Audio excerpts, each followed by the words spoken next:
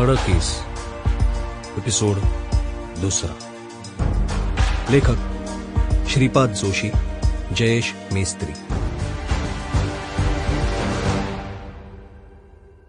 आरे कॉलनीचा तो सामसूम रस्ता. Street lights नाहीत. टॉर्चच्या उजेडात रस्ता व्यवस्थित दिसत नव्हता. झाडांच्या सुकलेल्या पानांवरून पाय देत चालताना कर्र कर्र होणारा आवाज भयानक वाटत होता.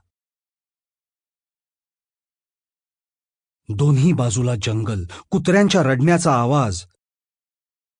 या सगळ्यामुळे त्या मुलाच्या वडिलांच्या अंगावर काटा आला.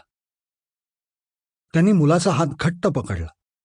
काही पावलं चालल्यावर मुलगा अचानक म्हणाला, वेट वेट वेट वेट, इथे सापडले होते मला स्पेक्स. सगळेजण तिथेच थांबले. अभिमन्यूनी झुडपात बोट दाखवत विचारलं, इथे सापडला? हां, येस अंकल. स्कूलची फील्ड ट्रिप होती ना, सो मला इथे कलरफुल बर्ड दिसला. मग बर्ड बघायला पुढे आलो तर माझा पाय घसरला, मी पडलो. तर तिकडे असं मडी होतं, तर मडमध्ये होतं काहीतरी असं स्पार्कलिंग. मी बघितलं तर स्पेक्स होते. मग मी वॉटर बॉटल काढली, त्यातलं पाणी ओतलं, धुतले स्पेक्स, कसले भारी होते. So I took it with me, took them home. मग डॅडी ओरडली मला. डॅडने त्याचा खांदा पकडत त्याला जरा जवळ ओढलं आणि त्याच्या डोक्याची पापी घेतली. Uncle, police uncle, be careful, तिकडे मडी आहे. अभिमन्यूने स्माईल करत मुलाला इशाऱ्यानेच ऑल राईट, काळजी करू नको असं सांगितलं आणि टॉर्चच्या प्रकाशात त्या जागेची पाहणी करू लागला. साहेब, काय कळेना झालंय हो. मोबाईल बंद पडला पालघरमध्ये, चष्मा सापडला आरे कॉलनीत, डेड बॉडी सापडली सँडहर्स्ट रोडच्या रेल्वे ट्रॅकवर.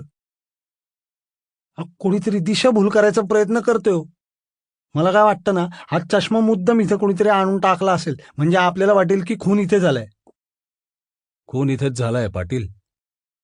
एका झाडाला लागलेला रक्ताचा लहानसा डाग पाहत अभिमन्यू म्हणाला, शिथबीने खून केलाय. दिशाभूल करायचा प्रयत्नही केलाच आहे की. खून इथे झालाच नाही असं भासवायचंय खुन्याला. सगळं साफ करून ठेवलंय, रक्ताचे डागही पुसलेत, पण चष्म्याने घोळ घातला. ज्या कोणत्या गाडीने त्याला ठोकर मारली त्यानंतर त्याचा चष्मा झुडपांमध्ये जाऊन पडला असणार. रक्ताचे थेंबही उडाले असणार. पुरावा मिटवण्याचा प्रयत्नही केलाय बघा. Sample complete. Ready to continue?